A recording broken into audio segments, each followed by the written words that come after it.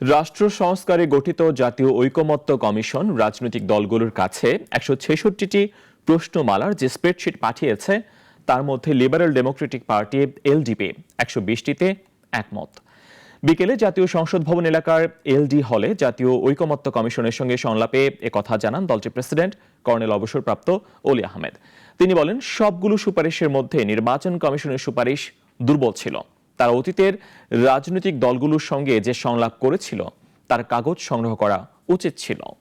সংস্কারের জন্য দিয়েছিলেন মোট 61টি প্রস্তাব প্রশ্ন আকারে।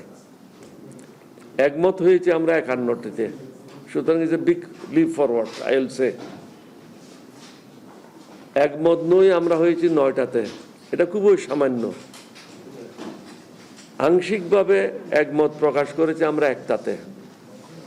তারপরে আসেন দুর্নীতি দমন, এখানে মোট প্রস্তাব আসছে আমাদের কাছে 20টি, একমত হয়েছে আমরা 20টিতেই।